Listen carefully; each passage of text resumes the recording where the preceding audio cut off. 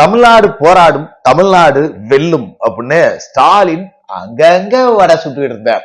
But finally Tamil Nadu போராடியது, தமிழ்நாடு வென்றது. யாரு கூட? இந்த குடும்பத்தோடையும் இந்த திமுக கூடிய 5 வருஷமா படாத பாடுபட்டு போராடி போராடி போராடி கடைசியில இந்த குடும்பத்தை கூண்டோட அடிச்சு அரசியல்ல இருந்து ஓட விட்டு திமுக அப்படிங்கிற ஒரு தீய சக்தியை ஒழிப்பதில் தமிழ்நாடு வென்றுள்ளது அப்படின்னு தான் நாம சொல்லணும். உண்மையிலேயே தமிழக வெற்றி கழகத்தோட தலைவர் விஜய் அவர்களுக்கு ஒரு மனதார பாராட்டுக்கள், மனதார வாழ்த்துக்கள் அப்படின்னு நாம சொல்லிக்கலாம். அதெல்லாம் ஒண்ணும் இல்லப்பா, நீங்களாவே கூட்டணி கீட்டணின்னு சொல்லிட்டு அலையாதீங்கப்பா அப்படின்னு சொல்றவங்களுக்காகவும் சேர்த்தே சொல்றேன். கூட்டணி இறுதி செய்யப்பட்டது. விமானத்துல டெல்லிக்கு போகிறார் தமிழக வெற்றி கழக தலைவர் விஜய். சிபிஐ விசாரணைக்காக போறாரு. பேச்சுவார்த்தை அப்படிங்கறதெல்லாம் முடிஞ்சிருச்சு. பட் இதுல இன்னும் சில சிக்கல்கள் அப்படிங்கிறது இருக்கு. துணை முதல்வர் ஆகிறார் டிவிகேவின் தலைவர் விஜய் அவர்கள். அதுல இன்னொரு முக்கியமான விஷயம் சொல்றாங்க, விஜய் துணை முதல்வர் ஆகல, டிவிகேவை சேர்ந்த யாராவது ஒருத்தருக்கு துணை முதல்வர் பொறுப்பை கொடுத்துட்டு இவர் கட்சியை மட்டும் வழி நடத்துவாரு, ஆட்சி அதிகாரத்துல விஜய் பங்கெடுக்க மாட்டார், கட்சியை அடுத்த தேர்தலுக்காக தனித்து நின்று வெற்றி பெறக்கூடிய அளவுக்கு கட்சியை வழிநடத்தக்கூடிய வேலையில விஜய் அவர்கள் ஈடுபடுவார், கட்சியில நம்பிக்கைக்குரிய யாராவது ஒருத்தரை துணை முதல்வரா அவரே அறிவிப்பார் அப்படிங்கிறதையும் சொல்லிட்டு இருக்காங்க. சீட் ஃபைனலைஸ் 38 அப்படின்னு சொல்றாங்க. அது 45 வரைக்கும் போகிறதுக்கான சாத்தியம் இருக்கு அப்படிங்கிறதும் சொல்லப்படுது. கண்டிப்பா இந்த கூட்டணி அப்படிங்கிறது கிட்டத்தட்ட இறுதி வடிவம் அப்படிங்கிறத பெற்று போச்சு. இதுல முக்கியமான விஷயம் என்னன்னா, திமுகவோட தோல்வி அப்படிங்கிறது எப்பவுமே ஆகச்சிறந்த கேவலமான தோல்வியா தான் இருக்கும். இவங்க ஆட்சிக்கு வரும்போதெல்லாம் பாத்தீங்கன்னா அறுத்து தள்ளிட்டேன்னு வட சுடுவானுங்க இந்த மீடியாக்களை வச்சுக்கிட்டு. இப்பவும் அதான் செஞ்சுக்கிட்டு இருக்காங்க. ஆனா நீங்க 2006லயும் பாத்துருக்கலாம், 96 காலகட்டத்திலையும் பாத்துருக்கலாம். ஐயோ என்ன ஆட்சிடா, நாங்கெல்லாம் ஆட்சி செஞ்சோம் அப்படின்னு சொல்லிட்டு இந்த மின்தடை, 2G ஊழல், கட்ட பஞ்சாயத்து, ரவுடிச, நில அபகரிப்பு, இவ்வளவு வேலையும் பார்த்துக்கிட்டே நாங்க 200 சீட்டுனாங்க. அப்ப எதிர்கட்சியா உட்கார கூட தகுதி இல்லாம அடிச்சு ஓட விட்டாங்க. அன்னைக்கு விஜயகாந்த் அவர்கள் கேப்டன், ஒரு நல்ல மனிதர், அவரோட கட்சி ஏலம் விடப்பட்டு அறிவாலயத்துல போய் அடப்பெடுக்கிற வேலை பார்த்தாலும் கூட அந்த கேப்டனோட ஆன்மா, விஜயகாந்த் அவர்களோட ஆன்மா விஜய் ரூபத்துல இன்னைக்கு அதே அப்ப திருப்பி திமுகவுக்கு சொருவுது அப்படின்னு தான் என்னோட பார்வையில நம்மளால பார்க்க முடியுது. இந்த கூட்டணி எப்படி சாத்தியமாச்சு?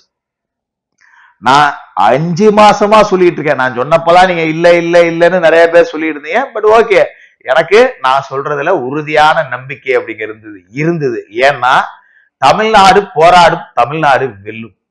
தமிழ்நாடு உண்மையிலேயே ஒரு அற்புதமான, ஒரு கடவுளால் ஆசீர்வதிக்கப்பட்ட பூமி. இந்த திமுக மாதிரி சாத்தான்கள் அப்பப்ப எட்டி பார்க்கும், ஆனா திரும்ப அடிச்சு விரட்டி விட்டுருவோம்.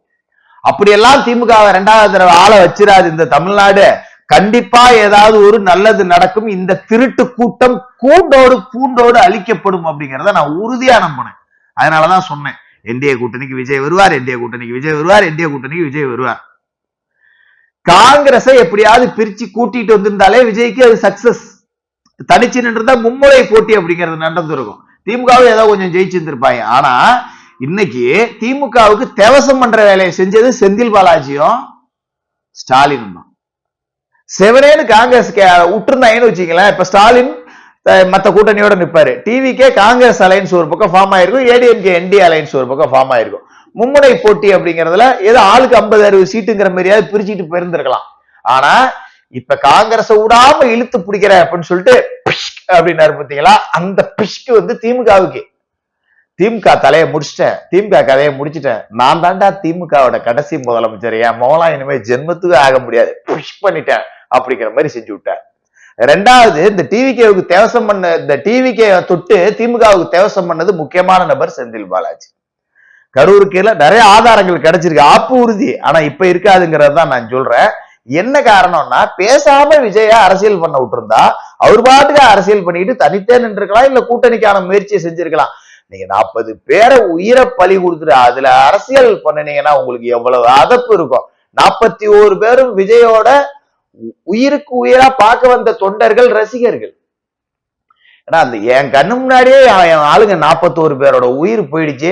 அதுக்கு உங்களுக்கு பதில் சொல்லாம நான் விட்டுருவேனாடா? எந்த எல்லைக்கு கூட்டணிக்கு போனாலும் சரி, பாசிசம், பாயாசம், மயிறு, மட்டை, எங்களுக்கு முதல்ல நீங்க ஒளியணும்டா. 41 பேரோட டெத்துக்கு எனக்கு கிளியர் பிக்சர் கிடைக்கணும். அதுக்கப்புறம் நான் பின்னாடி என்ன பாத்துக்கிறேன். ஆனா உங்களை விட மாட்டேன் அப்படின்னு விஜய் அவர்களை முடிவெடுக்க வச்சது இந்த விவகாரம் தான், கரூர் விவகாரம் தான். அதே மாதிரி நிறைய மாவட்ட செயலாளர்களுக்கு ஒரு அச்சத்தை கொடுத்துச்சு. கரூர்ல இந்த மாதிரி பண்ணிட்டானுங்க, நம்ம ஊர்ல கூட்டத்தை போட்டு ஏதாவது பண்ணிட்டானுங்கன்னா நம்ம என்னடா பண்றது அப்படின்னு சொல்லிட்டு. ஏன்னா அரசியல் அனுபவம் இல்லாதவர்கள், பண வசதி இல்லாதவர்கள். 40 உயிர் போயிடுச்சுன்னா அவங்க நிம்மதியா வாழ முடியுமா? அவங்களுக்கு அதனால தப்பே இல்லைனாலும் பதைக்கு உள்ள இல்ல இந்த கூட்டத்தை வந்து நம்ம அப்புறம் ஒண்டியா நின்று தனிச்சு நின்று அடிக்க முடியாது, இவனோட மொத்தமா ஒழிச்சிடணும். சனாதனம்ங்கிறது எய்ட்ஸ் மாதிரின்னு சொன்னார்ல, திமுகங்கிறது எய்ட்ஸ் மாதிரி, இதையும் நம்ம முடிச்சு விட்டுறணும் அப்படிங்கிற வேலைய மாவட்ட செயலாளர்கள் மனசுல விதைச்சது செந்தில் பாலாஜி தான். இப்ப திமுகவுக்கு கர்மகாரியம் பண்ணி தேவசம் பண்ண போறதும் செந்தில் பாலாஜி தான்.